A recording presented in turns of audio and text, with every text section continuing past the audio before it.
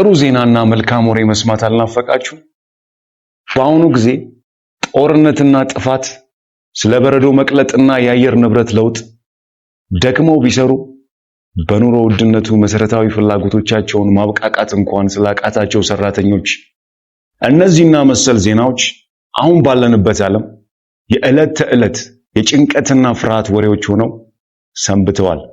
ከመደጋገማቸውን ብዛት ብዙዎቻችን ለምደናቸዋል።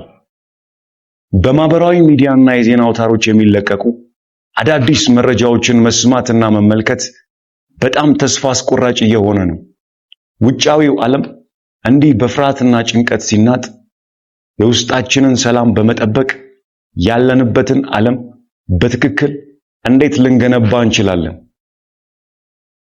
በዛሬው የመጽሐፍ ቅምሻችን የተሻለ ህይወት በመምራት እንዲሁም አመለካከታችንን በመቀየርና በህይወታችን ዓላማ ላይ በማትኮር የተተረማመሰች ምድራችንን እንዴት ማዳን እንደምንችል ይነግረናል።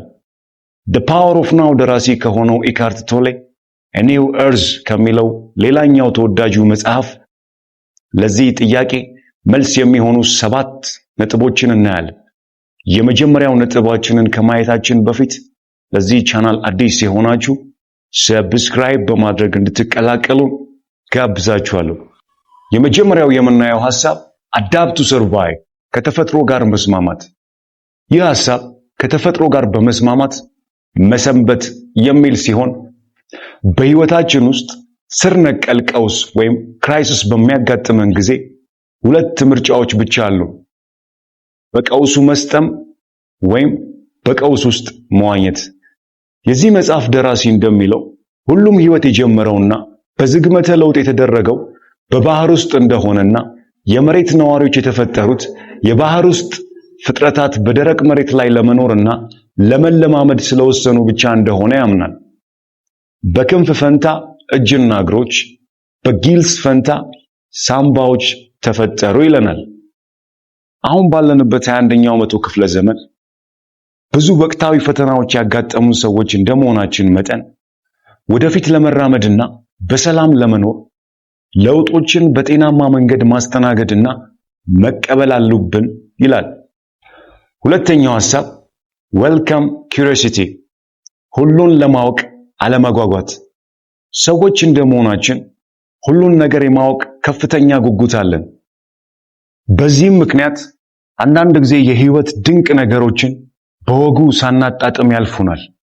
ቶሌ እንደሚለው ሁሉን ነገር የማወቅ ያለማቋረጥ ፍላጎታችን የህይወትን ታምራዊና ድንቅ ገጽታ በመጋረድ እንድንረሳ ያደርገናል። የእውቀት ፍላጎት ያለማቋረጥ ለማወቅ መጓጓት ጥሩ ነው። ነገር ግን ህይወታችንን አስደሳችና ቀለል ያለ ለማድረግ ከፈለግን ለህይወት አንዳንድ ሚስጥሮች ቦታ ሊኖረንና በእነሱም ለመደነቅና ለመገረም መማር አለብን። በዕለት ተዕለት ነገሮች የልጅነት መገረማችንን ከቀጠልን ለህይወት የበለጠ አመስጋኞች መሆን እንችላለን። ስለዚህ ሌላ ጊዜ ጉንዳን ስናይ ጉንዳን እንደ ጉንዳን ብቻ ከማሰብ ይልቅ ተጨማሪ እጅና እግር እንዲሁም የጥንካሬ አቅም ያለው አሪፍ ፍጡር አድርገን እናስብ። ሶስተኛው ሐሳብ Detaching from Materialism ከቁሳዊነት መላቀቅ። በጣም ውድ የእጅ ቦርሳ ወይም ማራኪ ጥንድ ጫማ የማግኘት የማያቋርጥ ፍላጎት ለውጥረትና ለጭንቀት አስተዋጽኦ ያደርጋል። እስኪ ያስቡት፣ አዲስ ሞዴል ስልክ ለመግዛት ረጅም ጊዜ አጠራቅመን እንደገዛን ወር ሳይቆይ የሚቀጥለውና የተሻለው ሞዴል ይለቀቃል። እንደ ቶሌ ገለጻ ለቁሳዊ ነገሮች ያለን ከፍተኛ ጭንቀት የሚመነጨው ደስታችንን ከነርሱ ጋር ስለምናያይዝ ነው በማለት ያስቀምጣል። ውድ የሆኑና ቅንጡ ዕቃዎች ለራሳችን ቫልዩ ወይም ዋጋ እንደማይሰጡን ራሳችንን ማስታወስ አለብን። ቅንጡ ምርቶች ለሀብታሞችና ለታዋቂ ሰዎች ለገበያ ሲቀርቡ ባየን ቁጥር እነሱን መፈለግ እንጀምራለን። ቁሳቁሶች ስለማይለወጡና ስለሚያረጁ ይሰለቹናል። ደስታችንን ከቁሳቁሶች በማላቀቅ በሌሎች ነገሮች ላይ መሰረት ማድረግ ከጀመርን የተሻለ ህይወት መኖር እንችላለን። አራተኛው Learn to be content ረክተን መኖርን መማር። ስግብግብነት ከሰባቱ ገዳይ ኃጢያቶች አንዱ የሆነበት ምክንያት ከሚያስፈልገንና ልንጠቀመው ከምንችለው በላይ እንዲኖረን የማያቋርጥ ፍላጎቱ ስለሚከተን ነው። ይህም ዓለማችንን ወደ ውዥንብር ይመራታል። የምድራችን ሀብት ውስንና እየተሟጠጠ መሆኑን ማስታወስ ጥሩ ተግባር ነው። ራሳችንን ንብረት፣ ገንዘብና ዕቃዎችን ከሚያስፈልገን በላይ ሲያግበሰብስ ከታዘብነው የተረፈውን እንዲያካፍል ልናስገድደው ይገባል በማለት ቶሌይ በመጽሐፉ ይገልጻል። አምስተኛው let go of that ego እኔነትን መተው። ቶሌይ ስግብግብነትና ፍቅረ ነዋይ በሰዎች ኢጎ ወይም እኔነት ላይ የተመሰረተ ነው በማለት ያስቀምጣል። ይህ ማለት ኢጎ ወይም እኔነትን በማዳመጥ ብቻ ዓለምን እናጠፋለን ማለት ነው። እንዴት ነው ከኢጎ ወይም እኔነት ነፃ መሆን የምንችለው? ይህን ለመረዳት እንደ ቶሌይ ገለጻ ኢጎአችንን የሚያጠናክረው ምን እንደሆነ ማወቅ አለብን። እናም በመጽሐፍ ውስጥ ለኢጎአችን አስተዋጽኦ የሚያደርጉ 6 ዋና ዋና ነገሮችን ዘርዝሯል። እነሱም የመጀመሪያው always wanting to be right፣ ሁልጊዜ ትክክል ለመሆን መፈለግ። ሁለተኛው judging others፣ ሌሎችን መፍረድ። ሶስተኛው anger፣ ቁጣ። አራተኛው constant complaining፣ የማያቋርጥ ቅሬታ። አምስተኛው boasting፣ ጉራ። ስድስተኛው feeling bad about other success፣ በሌሎች ስኬት አለመደሰት። እነዚህን ነገሮች ስናስወግድ ከኢጎአችን ነፃ በመሆን ለተሻለ ዓለም አስተዋጽኦ ማድረግ እንችላለን በማለት ያስቀምጣል።